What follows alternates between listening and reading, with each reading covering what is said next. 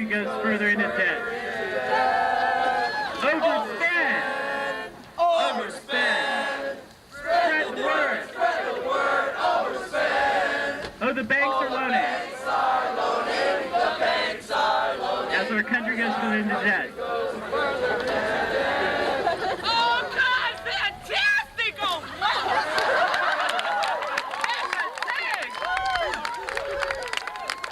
Sorry, kids. I'm so sorry, but you're all gonna have to rough it. Maybe someday we'll all be able to access higher education, but right now we're planning for the future, and that's a luxury we cannot afford. We were once a country that gave many people a shot at prosperity, education, and a chance to improve the world.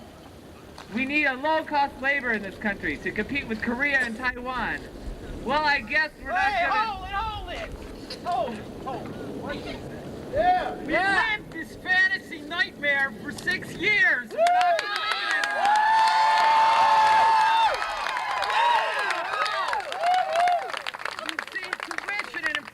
And room rents and fees go up 2 to 3 times faster than inflation.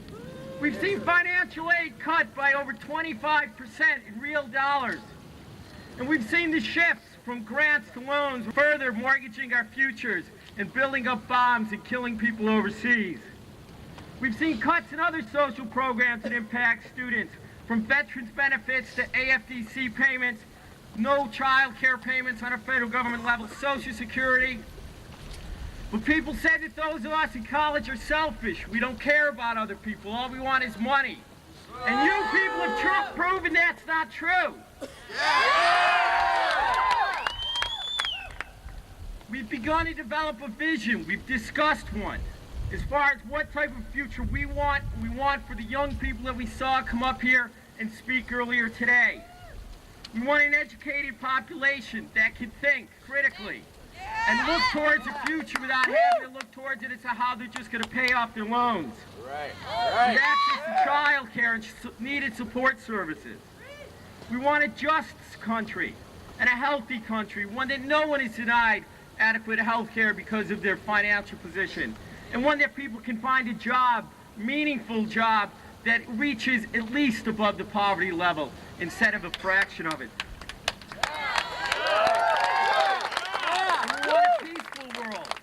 We don't want a world where we have to continue to think of new places to put weapons because there's no more space on Earth. That money could be put into these programs that we know we needed and we've argued for over the weekend when we met today. But in order to do that, we have to organize. We have to organize as we've never done before. We have to organize the students on our campuses. We have to build our state student association stronger than they've ever been before. April 1st, while we're all giving Secretary Bennett the Fool of the Year award, and playing our games of the Wheels of Misfortune, we're going to remind these people what they told us today. And we're going to let them know that we know the budget process, that it doesn't end in budget, but they better appropriate every single penny we want to. Because we're not even going to forget then, we're going to continue to organize. And in 1988, every single person here is going to be running for delegate to one of the two parties' national conventions. Right. And you're going to be, instead of marching this time, we're going to be taking it over from the inside with our vision of what we want and how we're going to get there.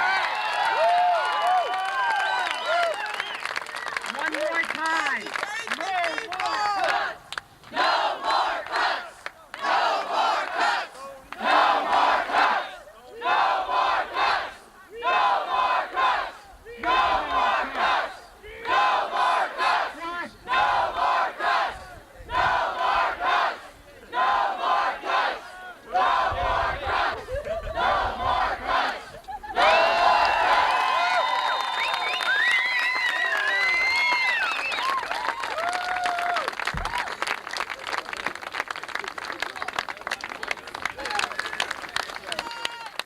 Hi, I'm Dave Aragon from the University of Colorado Boulder. I'm a disabled veteran. I spent 4.5 years serving this country in the armed forces. And now, because of a disability, I can no longer work in the job I was trained by the armed forces. I can no longer work in that job. I have to go back to school, but I can't afford it. Your budget is cutting money to veterans in need. Your budget is cutting Pell Grants, financial aid. Many people who cannot afford to go to school need that money, especially veterans.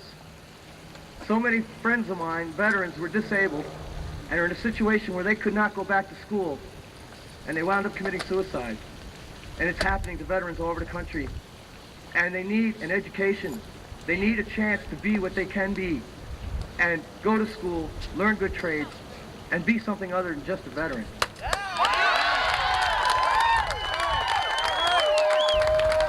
I'm a homeless, divorced mother of 5 children.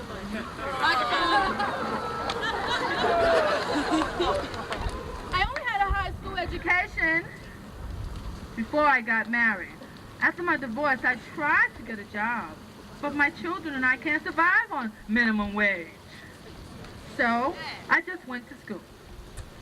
If your budget passes, Mr. President, are you there? Okay. I will lose my Pell Grant. That means 2 years of school down the drain. My biggest financial problem is the high cost of daycare.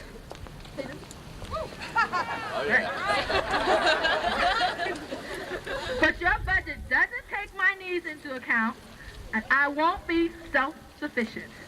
I just need a chance. I'm from a family farm in Iowa, and I know firsthand how you hate giving out handouts. Well, I don't want them, but your agricultural proposals make it hard for me to get an education. Our farm hasn't been profitable in the past 10 years. I want the chance to get an education, and I'm willing to work for it.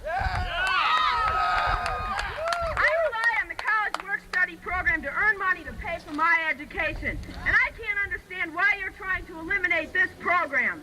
Many farm students rely on these programs to obtain an education. We want to get an education so we can support ourselves. Educate the people! Educate the people! Educate the people! Educate the people! What? Educate the people! I can't hear you. Educate the people! Educate the people! Educate the people! Educate the people! Educate the people! The presidential administration produced the need for more jail space than class space, and we find more black men between the ages of 18 and 24 in prison reformatories than in university dormitories. The motivation of this presidency becomes highly suspect. The present policy you are pursuing is precipitating conditions that make it easier to get a $30,000 a year prison ship than a $5,000 a year scholarship. Fired up, it ain't taking no more, is that right? Come on, let me hear you say All right, I bring you greetings from the wonderful CCP at Community College, Philadelphia, Pennsylvania. Want you to know that we too are here, and we have a right to be here, and there is no way that you can stop us now, because we've come too far. Books, not bombs! Books, not bombs! Books, not bombs! Books, not bombs! Books, not bombs! Books, not bombs! Books, not bombs! Books, not bombs! Books, not bombs! So many people here talking with their senators and representatives and letting them know what these students around the country are feeling. The U.S. Student Association, founded in 1947, is the nation's oldest and largest national student organization, representing over 4 million students across the country. The U.S. Student Association is devoted to maintain the high quality and low cost of higher education across the country. The Midwest Academy was founded in 1973 and is an organizing training school for organizers from community and labor organizations. It was founded by Heather Booth, who was a person active in the labor movement, the civil rights movement, and student movement.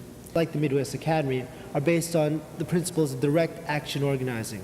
And the 3 fundamental principles of direct action organizing are: first, winning concrete improvements in student lives; second, giving students a sense of their own power; and third, permanently altering the relations of power by building lasting organizations.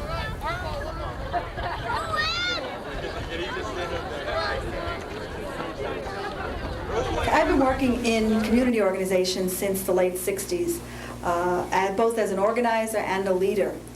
And now, as director of the Midwest Academy, I'm involved in training organizers for community organizations, senior citizen groups, labor organizations, numerous citizen organizations around the country. So looking back over where have the current organizers come from, you have the movements of the 60s, which provided numerous organizers for citizen organizations, and the vistas of the 70s. And since the current administration has cut back on both the VISTA program and other federal programs that provided some money to community organizations, you see a cutback in the, a very real cutback in the number of staff for community organizations. We had 2 students come through from the United States Student Association, came to the Midwest Academy, and one of them was Tom Swan, was a sophomore at the time, and Jane McAlevey was a freshman, both of them from State University of New York. And they got very excited after the 1-week sessions. This is immediately applicable, we're going to go back and use this is great. So we told them to go back and get involved in their student organizations, become officers, and come back to us when they had enough people who had some experience doing this kind of organizing, and we would then figure something out. So last year they arrived on our doorstep. Tom said, okay, I'm the president of USSA. Jane says, I'm the president of SASU. Let's get going. It from the campus director at the time, Circe Stumbo, and she had a lot of really positive things to say. When I hear about grassroots organizing, that gives me the idea that I'm going to learn how to organize people, how to get people involved, because we need the people in our group to get things done. Actually, it's been great on both the student level and on our level. The other person with whom I trained, Steve Max, he and I have been, well, every time we come through one of these things, we're going to come out, we're so excited. This is the most exciting thing we've done in the past 10 years or something, because we know that contrary to what everyone out there is saying, that students are apathetic, that they're conservative, that all they care about is themselves and their career, we know it's not true, that they're there, they're doing good work. Oh.